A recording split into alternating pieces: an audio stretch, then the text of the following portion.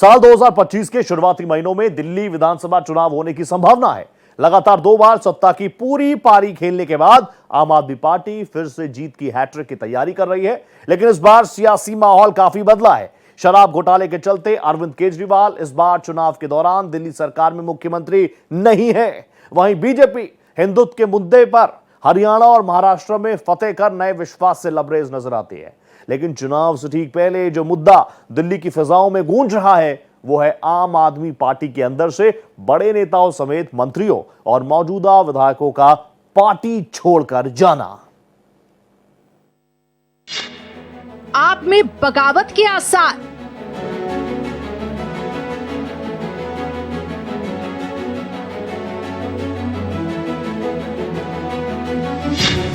क्या संकट से पाएगी पार?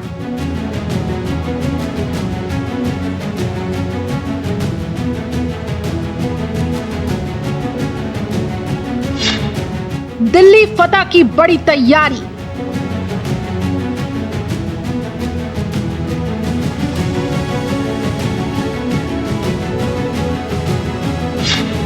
बीजेपी की नकल पड़ी भारी।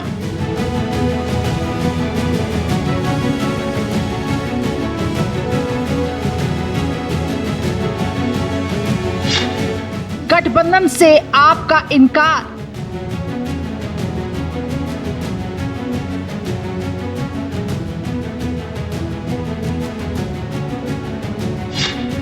कांग्रेस की उम्मीदें बरकरार।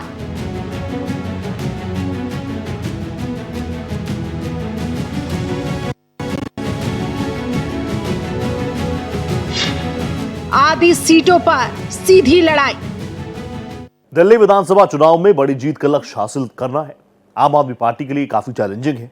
2013 से लगातार दिल्ली की सत्ता पर आम आदमी पार्टी काबिज है, जिसके चलते एंटी इनकम्बेंसी का डर सता रहा है। वहीं केजरीवाल की अगुवाई में मौजूदा विधायकों के बड़े पैमाने पर टिकट काटे गए हैं। बड़े नेताओं की सीट चेंज की जा रही है। नतीजन पार्टी में भगदड़ का माहौल है। कई नेताओं समेत उनके समर्थकों में नाराजगी व्याप्त है।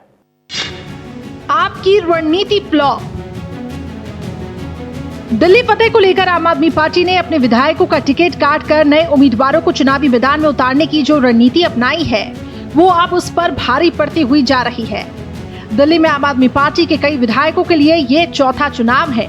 इसके चलते धीरे धीरे उनके खिलाफ आम लोगों से लेकर पार्टी कार्यकर्ताओं में भी नाराजगी है। पार्टी ने पहले ही उन सीटों पर नाम तय किए हैं जहां बदलाव जरूरी था।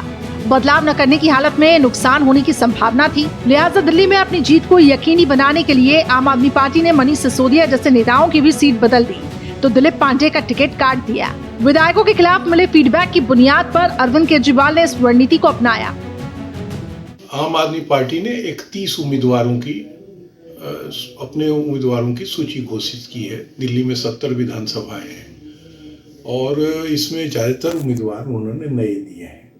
कई ऐसे उम्मीदवार हैं जो बाहर से भाजपा और कांग्रेस से अभी हाल फिलहाल में थोड़े दिन के अंदर पार्टी में आए हैं और कुछ जो पहले से दल बदल कुछ के पुत्रों को टिकट दिया गया है।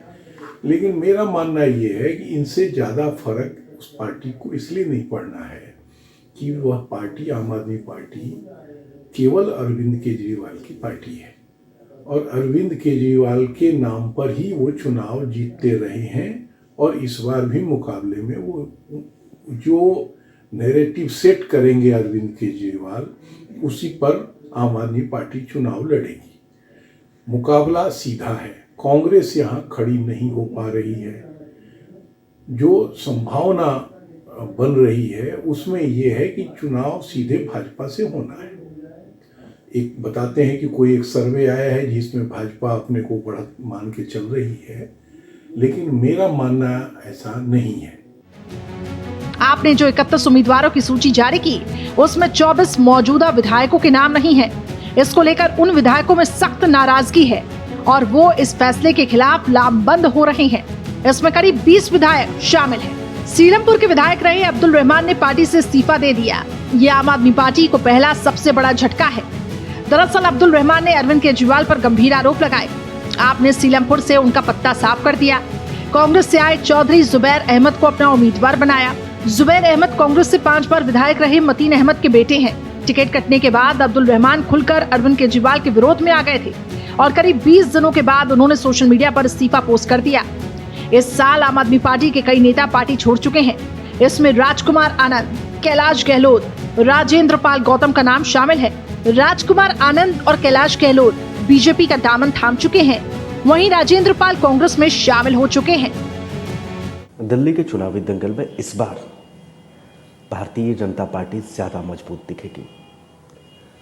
यह बात और है कि दिल्ली विधानसभा चुनाव में पिछले कुछ अरसे से भारतीय जनता पार्टी को उम्मीदों के अनुरूप सफलता नहीं मिल रही है, लेकिन इस बार भारतीय जनता पार्टी पूरी ताकत झोंक देगी। भारतीय जनता पार्टी के लिए यह मौका है, क्योंकि अरविंद केजरीवाल के खिलाफ एक एंटी इनकम्बेंसी दिल्ली में है और भारतीय जनता पार्टी को हाल के दिनों में जिस तरीके से हरियाणा और महाराष्ट्र में चुनावी सफलता मिली है, उसके बाद से निश्चित तौर पर भारतीय जनता पार्टी को उम्मीदें जगी होंगी कि दिल्ली में भी उस करिश्मा को दोहराया जा सकता है। कुल मिलाकर के भारतीय जनता पार्टी के लिए बहुत कुछ पाने को है इस चुनाव में। आप पार्टी में बगावत तो होंगे जब टिकट कटेंगे, और जो लोग लगातार पार्टी के लिए काम कर रहे हैं, अगर उनको टिकट नहीं मिलेगा या कोई विधायक जो 5 सालों तक पार्टी के साथ रहे हैं, खड़े मजबूती के साथ जनता के प्रति उत्तरदायी रहे हैं, तो जब उनके टिकट को काट दिए जाएंगे तो इसको लेकर के बगावत के सुर तो उठेंगे।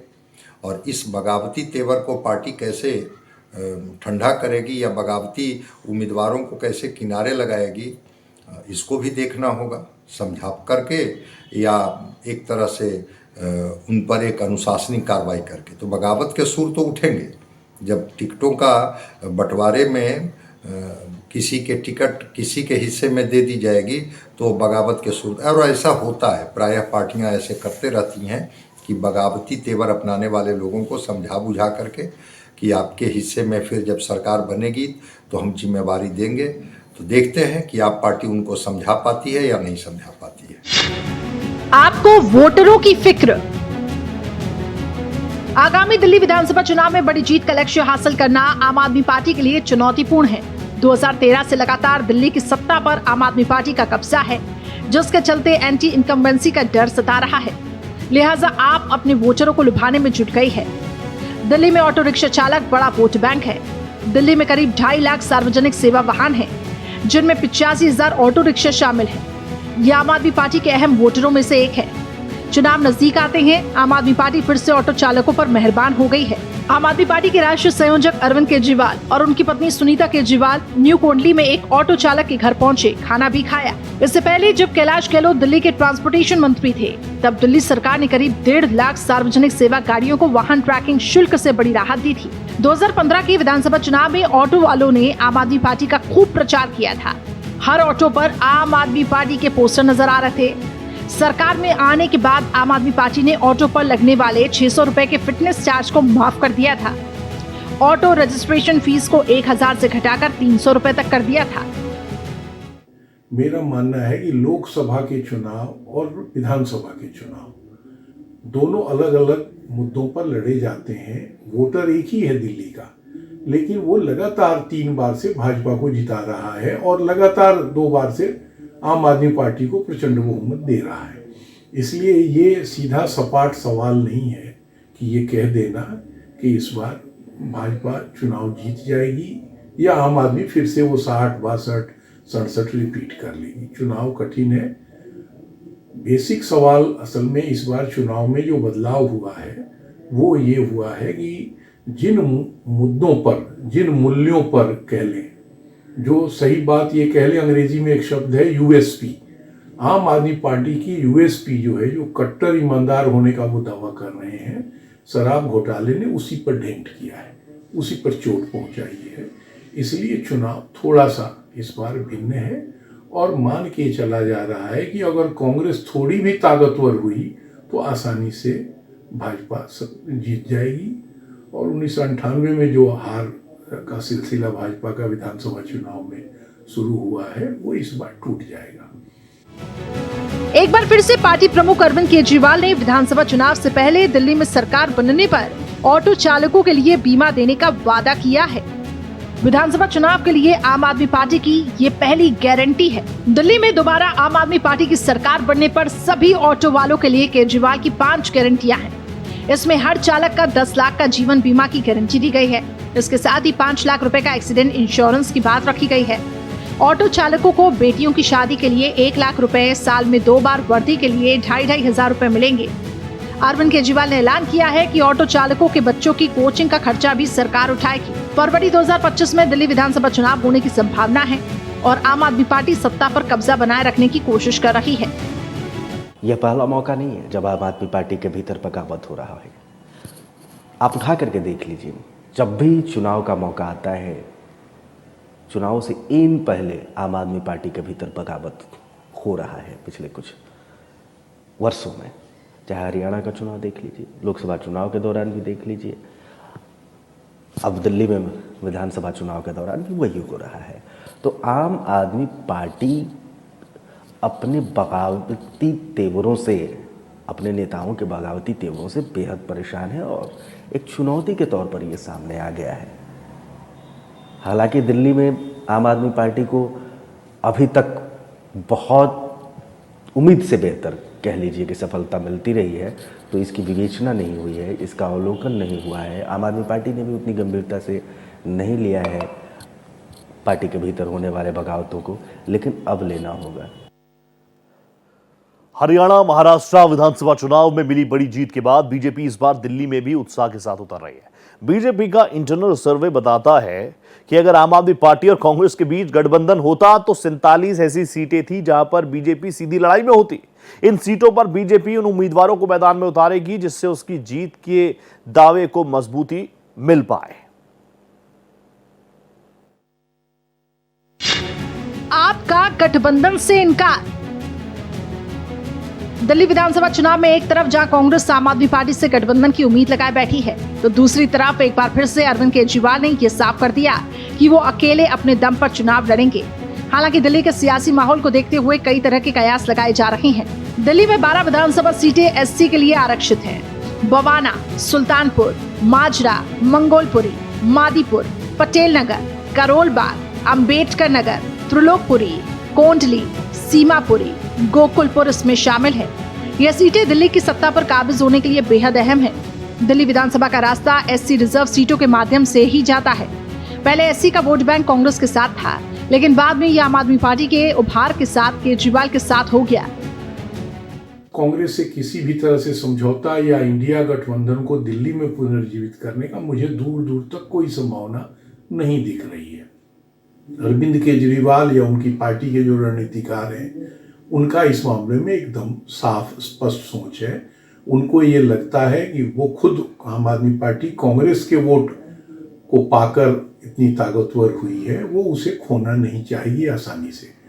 लोकसभा चुनाव में आपने देखा होगा कि 4 और 3 सीटों पर चुनाव लड़ी, 3 पर कांग्रेस और 4 पर आम आदमी। जिस कांग्रेस को विधानसभा चुनाव में 4% वोट मिले थे, उसे लोकसभा चुनाव में इस समझौता होने से 18% वोट मिल गए। तो मेरा मानना है कि आम आदमी पार्टी ये आसानी से नहीं करेगी कि वो कुछ सीटें दे के कांग्रेस को ताकतवर बनावे। इसलिए मुझे ऐसा लग नहीं रहा है कि आम आदमी पार्टी का कांग्रेस से, या यहाँ तो इंडिया गठबंधन का मतलब कांग्रेस ही है, कोई पुनर्जीवित यहाँ होता हुआ दिख नहीं रहा है। यहाँ स्पष्ट सीधी लड़ाई कांग्रेस बाहर है लड़ाई से। 2013 में आम आदमी पार्टी ने 12 में से 9 सीटों पर जीत दर्ज की थी। 2015 में 12 सीटें, 2020 में भी 12 सीटों पर जीत दर्ज की। पिछले बार आम आदमी पार्टी ने तुगलकाबाद में रविदास मंदिर के मुद्दे को भुना लिया था और एससी का वोट बैंक एक तरफ आम आदमी पार्टी के पक्ष में आ गया था।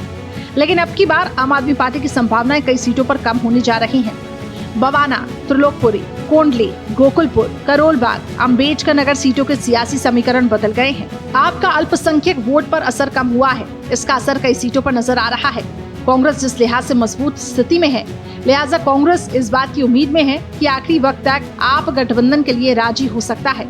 ये महज इत्तेफाक नहीं है कि दिल्ली की सत्ता में वापसी के लिए कांग्रेस अपनी खोई सियासी जमीन को वापस पाने के लिए 1 महीने तक न्याय यात्रा के बहाने दिल्ली की गलियों की खाक छानती रही है।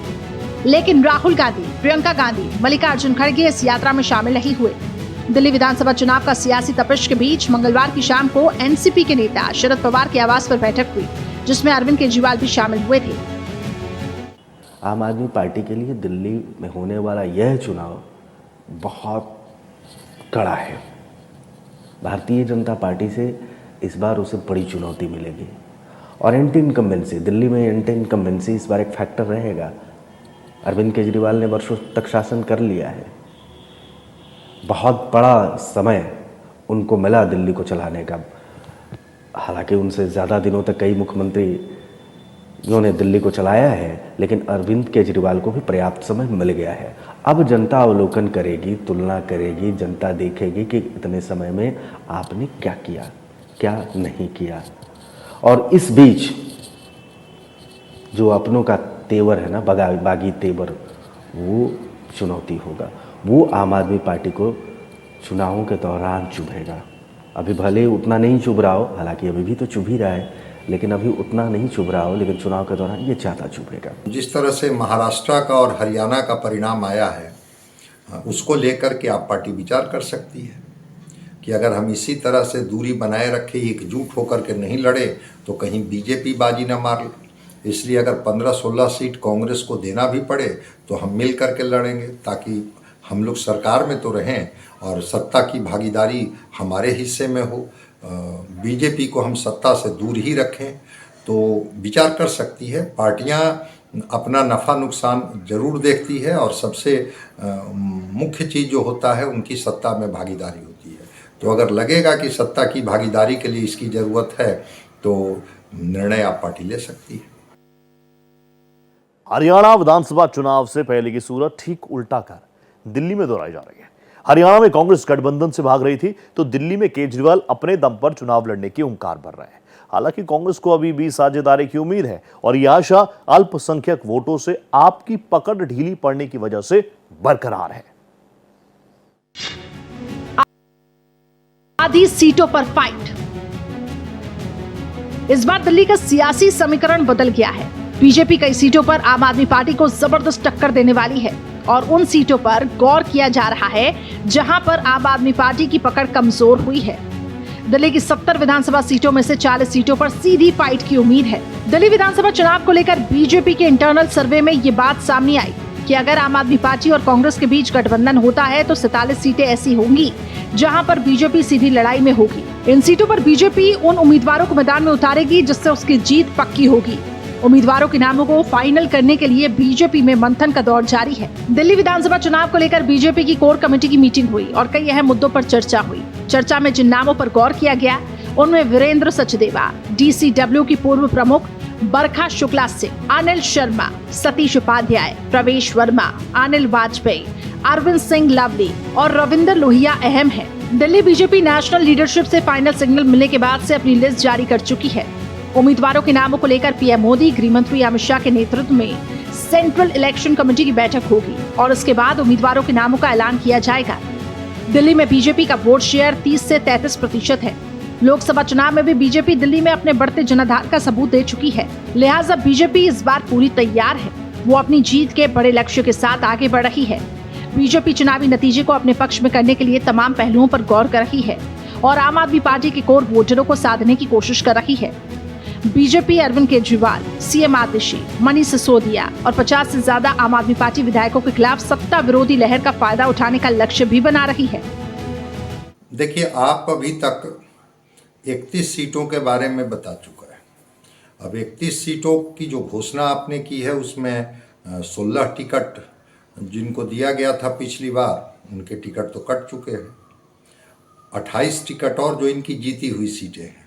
अब उन लोगों के बीच में एक खलबली है कि किसके टिकट कटेंगे और किसके टिकट बचेंगे। तो आप पार्टी टिकटों का बंटवारा किस तरह से करेगी, कौन सी सीट पर कौन लोग लड़ेंगे, उम्मीदवार जो जीते हुए उम्मीदवार हैं वही होंगे या किसी और उम्मीदवार पर पार्टी दांव लगाएगी, इस बात को लेकर के पार्टी के अंदर में खलबली है। विधायकों का कहना है कि हमने परफॉर्म करके दिखाया है, पार्टी कहती है कि उनके कहने से क्या होगा। अगर जनता का जो फीडबैक अगर ये नहीं होगा कि वो ठीक से जनता के प्रति जिम्मेवार रहे हैं 5 वर्षों तक, तो फिर पार्टी तय करेगी कि टिकट किनको दिया जाएगा, किनको नहीं दिया जाएगा। तो टिकट कटने और टिकट मिलने दोनों को लेकर के तो एक खलबली है आप पार्टी में, इससे इनकार नहीं किया जा सकता है। पिछले विधानसभा चुनावों में आम आदमी पार्टी ने शानदार परफॉर्म किया था, मैंडेट जबरदस्त मिला था, इसलिए सबसे ज्यादा प्रेशर में कोई होगा तो आम आदमी पार्टी। और दोनों ही दल यानी कांग्रेस और बीजेपी के लिए इस बार खोने के लिए ज्यादा कुछ है ही नहीं। इसी के साथ हमारी इस खास पेशकश में फिलहाल इतना ही। देश प्रदेश की हर बड़ी खबर के लिए आप बने रहिएगा भारत एक्सप्रेस के साथ। नमस्ते।